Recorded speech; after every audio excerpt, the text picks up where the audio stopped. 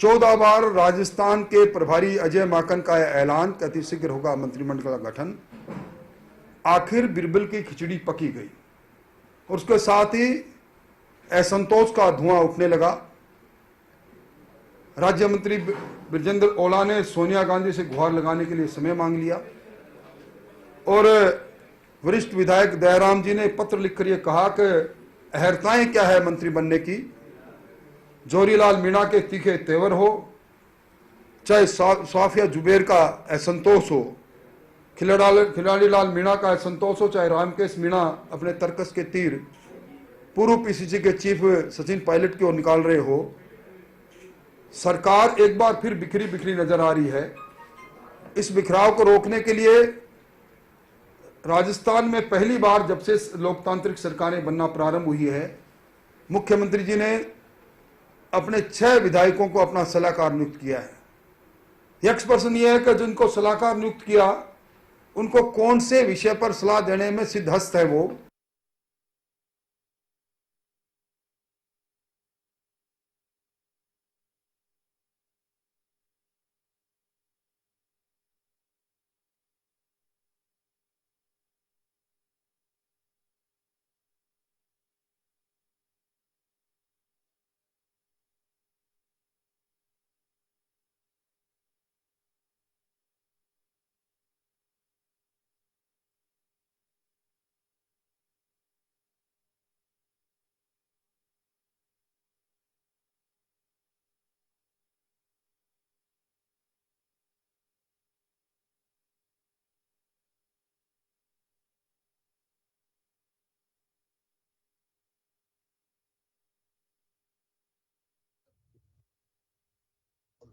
नमस्कार जन टीवी में स्वागत है आपका। मैं हूं योगेंद्र, आप देख रहे हैं खास खबर। खास खबर में हम बात करेंगे,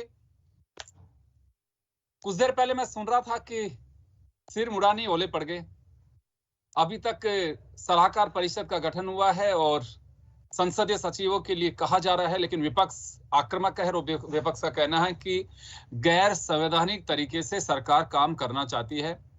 राजस्थान के भाजपा के दिग्गज नेता और उपनेता प्रतिपक्ष राजेंद्र राठौड़ ने और बीजेपी के अन्य नेताओं ने यह सवाल उठाया है कि संसदीय सचिव लाभ के पद पे ये कोर्ट की रूलिंग है, आप नहीं बना सकते। सलाहकार परिषद में आप सदस्यों को ले रहे हैं, आप प्रावधान बनाइए, हाउस में लाइए, उसके बाद में आप बना सकते हैं। लेकिन एक बड़ी बात यह है कि, और रोचक बात भी कहूंगा, बीजेपी हो चाहे कांग्रेस हो, अपोजिशन में होते हैं तो कितनी चीजें याद आती है, कितना देश हित याद में आता है, कितने संविधान की बातें कही जाती हैं, और जैसे हम सत्ता में बैठते हैं तो उसमें हल्ला मचाते, ग्रीन किताब दिखाते हैं वहां बैठ करके कि देखिए ऐसा हो सकता है। ये बड़ी रोचक बात है। खैर चलिए, हमारे साथ इस वक्त कानूनविद ए.के. जैन साहब जुड़े हुए हैं और वरिष्ठ पत्रकार और समीक्षक ओम सैनी साहब जुड़े हुए हैं। भाजपा नेता हमारे साथ अशोक सिंह शेखावत साहब जुड़े हुए हैं और कांग्रेस नेता राजेंद्र आर्य जुड़ रहे हैं। मैं जैन साहब आपके पास आना चाहूंगा। ये संसदीय सचिव को लेकर के आपको ध्यान होगा कि दिल्ली में तो बड़ी रोचक की बात हुई थी, एक लंबी लिस्ट थी, अयोग्य घोषित किया जा सकता था, लाभ के पद पर विधायक ना बैठे मंत्री के अलावा, ये लंबी बहस चल रही है। और मजेदार बात जो इसमें यह है कि जो सत्ता में आता है वही गलियां निकाल लेता है, बाहर रहते आवाज उठाना शुरू कर देते हैं। तो क्या वास्तव में वक्त आ गया है कि अब सरकारों को, क्योंकि देखिए लालसा ज्यादा है, अपेक्षाएं ज्यादा हैं, सरकारें बचाने का क्रम आगे भी जारी रह सकता है, किसी के लिए भी वो गलियां निकाली जाती हैं। तो ऐसे में क्या लगता है आपको कि कोई अभी या तो सारी पार्टियां ये तय करें कि हाँ कोई रास्ता निकालना है, और या फिर कुछ इसके लिए रूल्स बनने चाहिए? देखिए, भारतीय संविधान में संसदीय सचिव जैसे पदों का कोई जिक्र नहीं। काउंसिल ऑफ मिनिस्टर्स का जिक्र वहां पर आता है। इंग्लैंड में ये परंपरा है कि जो मिनिस्टर्स है उनकी सहायता के लिए संसदीय सचिव नियुक्त किए जाते हैं।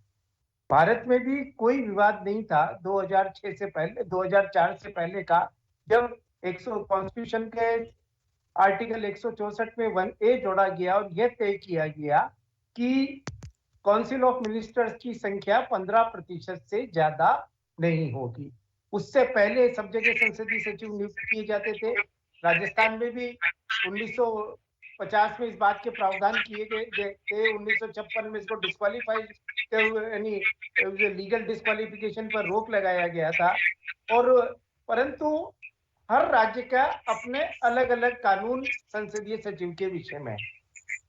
1917 में कलकत्ता हाई कोर्ट ने वेस्ट बंगाल में संसदीय सचिव के कानून को अवैध घोषित किया, गुवाहाटी में अवैध घोषित किया, परंतु छत्तीसगढ़ में मोहम्मद अकबर वर्सेज स्टेट का जजमेंट है 2018 में छत्तीसगढ़ उच्च न्यायालय में छत्तीसगढ़ में पार्लियामेंट्री सेक्रेटरीज को डिस्क्वालीफाई नहीं किया और नहीं उन्हें अवैध घोषित किया। राजस्थान में 2017 में 9 संसदीय सचिव भारतीय जनता पार्टी की सरकार में नियुक्त किए गए थे, जिसे एक पीआईएल के माध्यम से राजस्थान उच्च न्यायालय में चुनौती दी गई थी। दीपेश ओसवाल के नाम से वह पीआईएल थी, उसका कुछ निर्णय हो पाता उससे पहले ही यहाँ पर सब कुछ समाप्त हो गया। अब प्रश्न सिर्फ ये है कि संसदीय सचिव, चूंकि इसमें ग्रे एरिया है, काउंसिल ऑफ मिनिस्टर्स, क्योंकि आप बात साथ में ये डिक्लेरेशन करते हैं कि ये मंत्री के समकक्ष सुविधाएं प्राप्त करेंगे।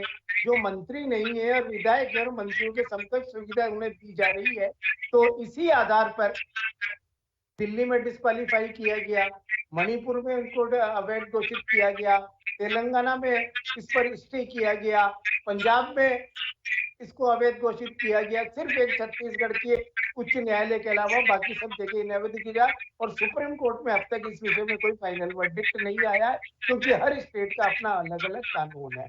तो ऐसी परिस्थिति में ये ग्रे एरिया है। साहब, क्या लगता है आपको कि देखिए राजनीतिक दल तो मुझे लगता नहीं है कि इसका कोई रास्ता निकालेंगे। अब कोर्ट की ओर ही देखा जा सकता है, क्योंकि हर राज्य में प्रॉब्लम होने वाली है, कुछ हो भी रही है। तो क्या वास्तव में अब इस पे कोई रूलिंग बन जानी चाहिए? देखिए, संसदीय सचिव जो ब्रिटेन में बनाए गए हैं, उसका ऑब्जेक्ट था कि लेजिस्लेचर्स के मैटर में, एडमिनिस्ट्रेशन के मैटर में जो एक्सपीरियंस लेजिस्लेटर्स है वो मंत्रियों की मदद करें। परंतु भारत में इसका दुरुपयोग दूसरे तरीके से होता है। यहाँ पर संतुष्ट करने के लिए या लोगों को एक सुविधार पद देने के लिए इसके लिए किया जा रहा है, और जिसी के कारण 6 विभिन्न हाई कोर्ट ने इसको अवैध घोषित किया है। और ये अल्टीमेटली सुप्रीम कोर्ट में ही तय होगा कि इसको वो काउंसिल ऑफ मिनिस्टर्स का भाग माना जाकर अवैध घोषित किया जाए अथवा नहीं किया जाए, क्योंकि एक हाई कोर्ट का इससे डिफरेंट वर्जन है, उन्होंने अपने रूल्स का डिफरेंट व्यू लिया हुआ है। जी, मैं वापस लौटूंगा सर आपके पास में। मैं ओम सैनी साहब के पास में जाना चाहूंगा। ओम जी, मैं एक बड़ी रोचक बात बताना चाहूंगा। संसदीय सचिवों का जब मामला आया था, आपको ध्यान होगा, सुमित्रा सिंह जी उस वक्त स्पीकर हुआ करती थी, भाजपा का कार्यकाल था। वसुंधरा जी पहली मर्तबा मुख्यमंत्री बनी थी, उस समय संसदीय सचिव बने थे। तब सीपी जोशी ने इस मामले को उठाया था संसदीय सचिव को लेकर के कि लाभ के पत्र में ये प्रोसीडिंग कहती है अगर ये परंपरा बनानी है तो राजस्थान में हाउस में लाकर के परंपरा बना दीजिए, नहीं तो गलत है। मुझे बहुत अच्छे से ध्यान है कि इस मामले को कंसीडर कर भी लिया था सुमित्रा सिंह ने, और जैसे ही सुमित्रा सिंह चेयर पे बैठती थी शून्यकाल में, सीपी जोशी वो मामला उठाते थे, सुमित्रा सिंह जी सभापति पैनल में से किसी को बुला लेते। बड़ी एक आपने उस वक्त देखा भी होगा, लंबा समय चला था। ये बात केवल एक बीजेपी या कांग्रेस की नहीं है, ये एक परंपरा से बन पड़ी है, क्योंकि सरकारें बचानी है, कई बार बहुमत नहीं मिल पाता है, बहुत सारी चीजें होती हैं। तो क्या वास्तव में कोई रूल बना देना चाहिए इसको, या फिर कोर्ट को छोड़ देना चाहिए कि जो फैसला आएगा वो मान लेंगे?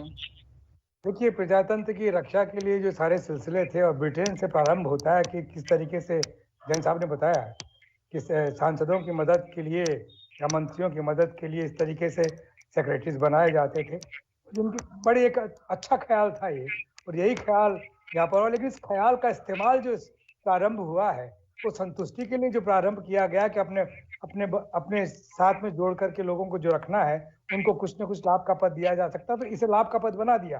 ये था नहीं। देखिए, और तो और डिप्टी मिनिस्टर्स खत्म कर दिए, स्टेट मिनिस्टर और कैबिनेट मिनिस्टर वाला सिलसिला था, क्योंकि डिप्टी मिनिस्टर सहयोगी तो करते थे स्टेट मिनिस्टर से या कैबिनेट मिनिस्टर से, तो उनको खत्म किया तो फिर इनकी क्या आवश्यकता थी? और अगर डिप्टी मिनिस्टर बन सकते हैं और बनाए जा सकते तो संसदीय सचिव की क्या आवश्यकता थी? लेकिन उसको खूबसूरत बनाने के लिए ये सब गढ़ा गया। और देखिए, राजनीति में जो कुछ चलता है वो सत्ता के लिए सारी साठगांठ होती है, और कॉन्स्टिट्यूशनली इंटरप्रिटेशन में भी आप जब डिबेट होगी तो पता लग जाएगा कि ब्रिटेन के उदाहरण होंगे, अमेरिका के उदाहरण होंगे, दूसरे कोर्ट्स के उदाहरण होंगे, और साथ साथ में अपने अनुभव से और लोग जिस तरीके से करेंगे तो ये हो। लेकिन अब जो है जरिया वो तो है, ये सचमुच है। 2017 में तो याद नहीं आया भारतीय जनता पार्टी के जो लोग हैं उनको कि साहब आपने नो कैसे बना रखे हैं, अभी कैसे बनाए, अब जो बनने का सिलसिला जा रहा है। क्यों? तो ये एक तरफा नहीं हो सकता, मॉरलिटी तो दोनों तरफ लागू होनी चाहिए।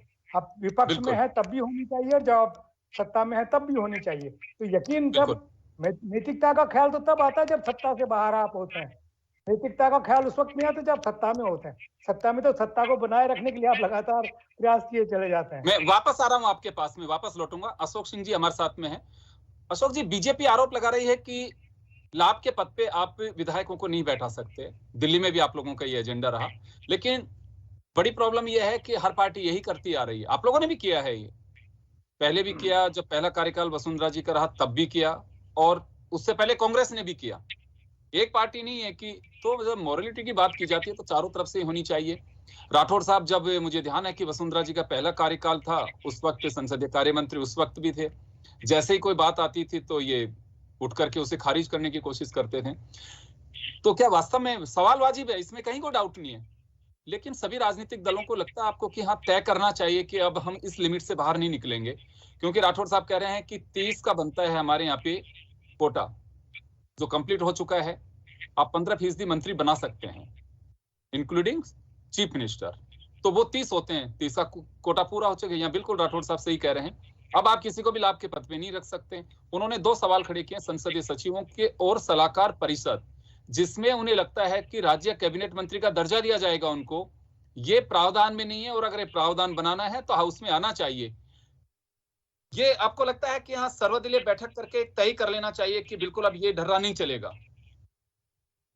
देखो योगेंद्र जी, सबसे पहले तो आप ये देखें कि यदि सुप्रीम कोर्ट के 2 जजमेंट आते हैं, सिक्किम हाई कोर्ट का जो जजमेंट आया अभी जैन साहब ने बताया, उसमें तो साफ लिखा था संसदीय सचिव उनको बर्खास्त किया गया और उनके जो तनख्वाह और मानदेय थे और उनको भी सीज करने के आदेश दिए गए थे। मैं कहूँ वर्डिक्ट आया 2017 के लगभग आया, उसके बाद में मुझे लगता है कि अधिकतर वर्डिक्ट आने लगे हैं। उससे पहले थे लेकिन कम, ऐसा जुडिशियल थ्रू कम था और उसका इम्प्लीमेंटेशन सरकारें कम करती थी। हम तो वर्तमान की हम बात करें तो वर्तमान के अंदर आप राजनीति के रूप में आप देखेंगे तो राजनीति के रूप में आप देखिए कि क्या किसको एडजस्टमेंट करना है। इन्होंने सलाहकार नियुक्त किए हैं, सलाहकार नियुक्त करने वालों की क्या योग्यता होनी चाहिए, या विधायक सलाहकार सब कह रहा हूँ मैं, संसदीय सचिव नहीं कह रहा हूँ। अभी संसदीय सचिव तो अलग बनाएंगे ये भी, अभी तो सलाहकार की बात आ रही है। सलाहकार यदि किसी को क्या योग्यता होगी, विधायक होना योग्यता होगी या उसके अलावा और दूसरा किसी होना, ये इन्होंने एक मापदंड नहीं तय किए हैं अभी तक। दूसरा ये बात आती है कि आज इनके कह रहे हैं एक जिनको बनाया गया है, उन्होंने कहा है कि साहब रामकेश मीणा जी ने, जैसे उनको पूछा कि साहब आपको बधाई हो, आपके यहाँ पे किसी के यहाँ पे स्क्रीन ऑन है, उसकी आवाज रिपीट आ रही है, अगर किसी के यहाँ तो उसे बंद कर दीजिए, आवाज बंद कर दीजिए उसकी। जी अशोक जी के यहीं पे है शायद। जी कंटिन्यू करिए सर। हाँ आ रही है। मैं ये कह रहा हूं कि यदि रामकेश मीणा जी कहते हैं कि हम सचिन पायलट के नेतृत्व में ही चुनाव का वो नहीं करेंगे, बट्टा बाहर हो जाएगा राजस्थान का, जो आप ये योग्यता देख लीजिए किस प्रकार की योग्यता है जो आपने मुख्य सलाहकार बनाए। हम तो उस योग्यता की बात कर रहे हैं आप राजनीति के अंदर, और संवैधानिक प्रावधान है वो एक अलग चीज है। तो ये देखना जिस प्रकार से जैन साहब ने कहा, और हम भी कह रहे हैं कि आर्टिकल 164 एक जो है उसका अमेंडमेंट किया गया, उसमें साफ है कि 15% से ज्यादा नहीं हो सकते। लेकिन आज के समय यदि कांग्रेस सरकार को अपने असंतुष्टों को संतुष्ट कैसे करे, उसको लेने के लिए इस प्रकार के आप देखिए कि इस प्रकार के मुख्य सलाहकार नियुक्त करें, आगे जाकर के संसदीय सचिव नियुक्त करें। हमने राज्यपाल को एक ज्ञापन दिया है, एक राजेंद्र राठौड़ साहब ने दिया है कि ये जो सुप्रीम कोर्ट के हाई कोर्ट के जजमेंट आ चुके हैं, इस प्रकार की यदि नियुक्तियां होती है तो ये गलत है और इन पर संज्ञान ले। और उसके अलावा आप देखिए कि जिस प्रकार से आप भत्ता दिया जाएगा और उनको सुविधाएं मिलेगी।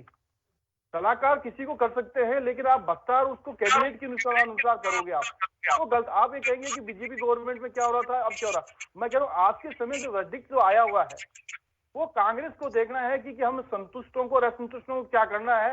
आप और भी नियुक्तियां आएगी, उन नियुक्तियों पर किस प्रकार से आप करोगे, चाहे आपकी पॉलिटिकल नियुक्तियां हैं। अशोक जी वापस आ रहा हूं सर, आपके पास वापस लौट रहा हूं मैं। राजेंद्र आर्य जी के पास में जाना चाहूंगा। राजेंद्र जी, विद्रोह को थामने के लिए आप लोग किसी को संसदीय सचिव बनाने जा रहे हैं, किसी को सलाहकार परिषद में ले रहे हैं। ये आरोप राजेंद्र राठौड़ जी का और बीजेपी का है। ये गतिरोध को या विरोध को दबाने के लिए है? नहीं, ऐसा कुछ भी नहीं है योगेंद्र जी। पिछली सरकार में तो इनको प्रचंड बहुमत मिला हुआ था, फिर इन्होंने संसदीय सचिव क्यों बनाए थे? देखिए ये एक परंपरा रही है पूरे सभी राज्यों के अंदर कि भाई संसदीय परंपरा सचिव बना दी गई है, परंपरा रही नहीं है सर, ये तो बना दी गई है।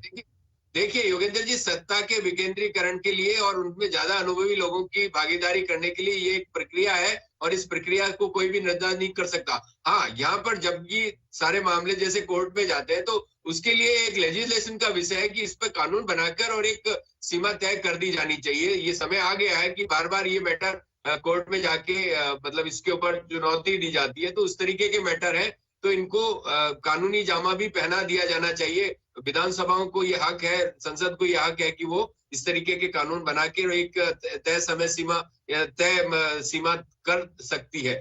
तो यहाँ पर ये कहना, आज ये देखे ना, भाजपा के लोग हर कार्यकाल के अंदर संसदीय सचिव बना रहे, आज ये संसदीय सचिव और सलाहकार के लिए कह रहे। मैं कह रहा हूँ सत्ता, ये तो सत्ता का केंद्रीकरण चाहते हैं। इन्होंने जिस तरीके से अपने लोगों को जिस तरीके से ये एडजस्ट करते हैं या नए नए जो पोर्टफोलियो बना के लोगों को करते हैं या और एजेंसीज के माध्यम से जिस तरीके से लेते हैं, यहाँ तो लेजिस्लेचर के लोग ही है जो कि मतलब एमएलए है या जो भी है वही लोग आ रहे हैं। उसके अलावा इन्होंने तो डायरेक्टली मतलब आईएएस भर्ती करने तक का तरीका अपना लिया है, तो वो तो बहुत ज्यादा असंवैधानिक है। जबकि यहाँ पर इनके यहाँ पे रिक्रूटमेंट का वो तो बहुत ज्यादा असंवैधानिक है। आप लोग तो थोड़ा सा असंवैधानिक प्रयोगिता हो रही है, छुट्टी दे देते हैं। चलिए मैं जैन साहब के पास जाना चाहूंगा। सर देखिए, अपने अपने तर्क हैं, लेकिन ये गलियां निकाली जाती है, मैं ये कहूंगा रास्ता निकालना। और क्या लगता है आपको, ये तो राजनीतिक दलों को तय करके और एक बनाई देना चाहिए इसका। परंपरा तो मैं नहीं कहूंगा कि परंपरा बन गई है, बना दी गई है। ये तो ऐसा चलन में आ गया है कि हाँ बना सकते हैं हम। ये पहले मंत्री अनलिमिटेड, कितने मंत्री, उत्तर प्रदेश हरियाणा, इनमें तो मुझे लगता है कि हर विधायक मंत्री के आसपास होता था। ये भी सुप्रीम कोर्ट को करना पड़ा। ये तय करना चाहिए था राजनीतिक दलों को, लेकिन नहीं कर पाए। अभी भी आपको लगता है कि कभी दखल होगा तो कोर्ट का ही होगा? राजनीतिक दलों से उम्मीद कर सकते हैं कि हाँ ये तय कर सकते हैं, ऐसा कोई प्रोटोकॉल, ऐसा एक लिमिट तय कर सकते हैं, कर पाएंगे? देखिए, जो आर्टिकल 164(1)(a) अमेंडमेंट किया गया, वो किया तो पार्लियामेंट में, पर वो सुप्रीम कोर्ट के बार बार निर्णयों के बाद इसमें किया गया कि भाई पब्लिक मनी है, that can not be used in level, आपका पर्पज है गवर्नेंस, और गवर्नेंस के हिसाब से ही आपको करना चाहिए। अब बात करें एडवाइजरीज की, तो पिछली भारतीय जनता पार्टी सरकार में तो एक पूरी एडवाइजरी काउंसिल बनाई हुई थी, जिसमें रिटायर्ड आईएएस भी थे, बिजनेसमैन भी थे, उद्योगपति भी थे। चीफ मिनिस्टर को हक है, ये बात है कि उनको किसी प्रकार का रिम्यूनरेशन नहीं दिया जा रहा था, उनको कोई कैबिनेट मंत्री या स्टेट मंत्री नहीं दिया जा रहा था, सिवाय चेयरमैन और वाइस चेयरमैन के अलावा बाकी लोगों को जब मीटिंग्स में आते थे तो प्रोटोकॉल दिया जाता था। अभी भी बात करें तो अभी 6 एडवाइजर्स जो बनाए गए चीफ मिनिस्टर्स के, इसके साथ साथ ऑलरेडी कुछ आईएएस ऑफिसर्स हैं जो रिटायरमेंट के बाद एज एडवाइजर काम कर रहे हैं चीफ मिनिस्टर्स के पास। तो एडवाइजर आप ले सकते हैं, कर सकते हैं, पर एडवाइजर को आप practically minister of councils of ministers के बराबर बना के रख दें या उसके अंदर शामिल कर दें अप्रत्यक्ष रूप से, तो ये निश्चित रूप से कोर्ट्स को एग्जामिन करना पड़ेगा कि जो आपने एडवाइजर्स बनाए हैं, ये उनको आप पावर्स क्या क्या दे रहे हो।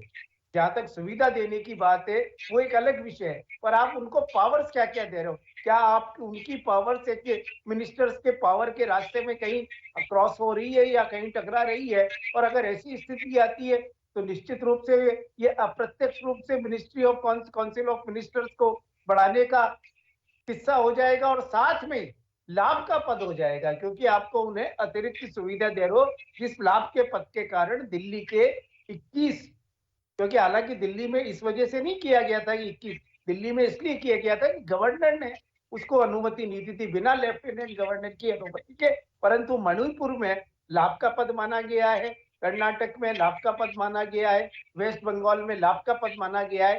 3-4 स्टेट्स का ऐसे जजमेंट्स हैं, पंजाब में भी माना गया है, जहां पर संसदीय सचिव को लाभ का पद माना गया है, काउंसिल ऑफ मिनिस्टर का इनडायरेक्ट एक्सटेंशन मानते हुए उसको निरस्त किया गया है। अब राजस्थान में ये किस तरीके से संसदीय सचिव को लाते हैं, क्या नया कानून बना के लाते हैं या पुराना जो कानून है उसमें कोई संशोधन करके लाते हैं, उसके बाद ही। पर ये सब लोग ये जानते हैं कि ये एक संतुष्टि करने के लिए पद दिए जाते हैं, और जब तक कोर्ट्स निर्णय करती हैं, दुर्भाग्य है कि हमारे न्यायालय जल्दी निर्णय नहीं कर पाते, जब तक निर्णय होता है तब तक तब सारा तक कार्यकाल काल निकल समाप्त हो निकल जाया जाता होता है है। और जो बिल्कुल फायदा नुकसान जो वही भी लेना दिक्कत है, होता है वही वो ले दिक्कत ले। है। देखिए ओम जी आपके पास आना चाहूंगा।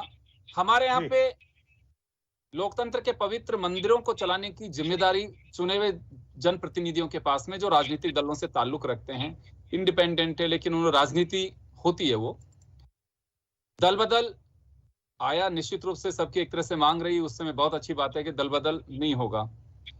सीपी जोशी ने एक बहुत अच्छी बात उठाई अभी कि जो पार्टी का मुखिया होता है उसको जो टिकट सिंबल देता है उसको ये भी राइट होना चाहिए कि अगर कोई इस तरह की हरकत करता है तो उसे बाहर भी किया जा सकता।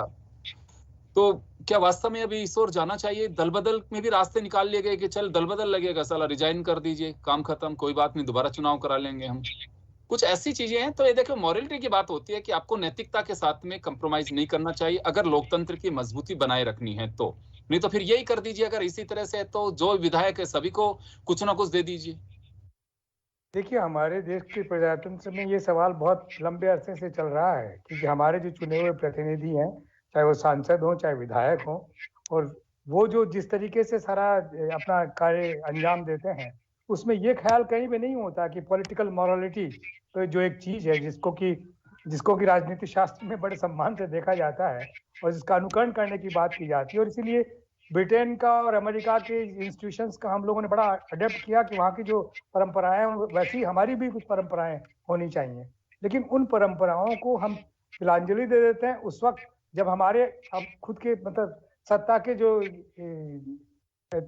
के अगर कुछ ठेस लगने की संभावना होती है, कुछ नुकसान पहुंचने की संभावना होती है, तो ये तभी हो सकता है जब सत्ताधारी दल और प्रतिपक्ष दोनों ईमानदारी के साथ में इसका फैसला करें और एक कानून बना करके ऐसा फैसला करेंगे जिस तरीके से सुप्रीम कोर्ट ने तय किया कि सब कितने प्रतिशत मंत्री हो सकते हैं इस संख्या के मुताबिक, तो वही बात इसमें भी लागू होनी चाहिए कि अगर इनको बनाया जाता है तो इसका एक उल्लेख होना चाहिए। उल्लेख हुए बगैर जिसको अगर हम कर रहे हैं तो वह अपने आप में कोई ना कोई बात हमेशा होती रहेगी। जैसे आज राजेंद्र जी उठा रहे हैं, कल उधर अगर विपक्ष में दूसरे बैठेंगे तो वो भी उठाएंगे। तो इसका रास्ता तो यही है जो जैन साहब बता रहे हैं कि यस, कानूनन कुछ ऐसा होना चाहिए जिसकी वजह से ये इससे निपटा जा सके। फिलहाल तो देखिए जो कुछ होगा उसको अगर आप चुनौती देंगे तो 2 साल तक इसके नतीजे आएंगे नहीं और तब तक काम अपना हो जाएगा और काम खत्म है। तो ये वो सीख दे जो इस पे अमल कर रहा है। लेकिन भारतीय जनता पार्टी ने भी इस पे अमल किया, इस पे ये ऐसे ही सब कुछ किया, और कांग्रेस भी अगर कर रही है तो फिर कैसे ऐतराज किया जा सकता है?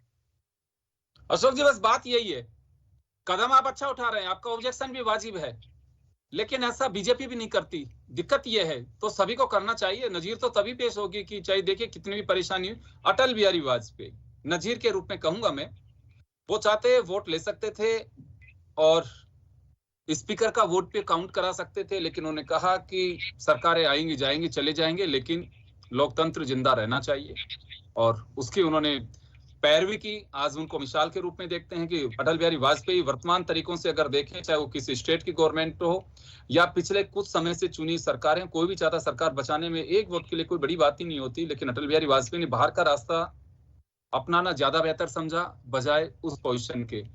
तो क्या वास्तव में अभी नजीर की बात करें तो संसदीय सचिवों की कहीं कोई बात आएगी तो बीजेपी छोड़ पाएगी?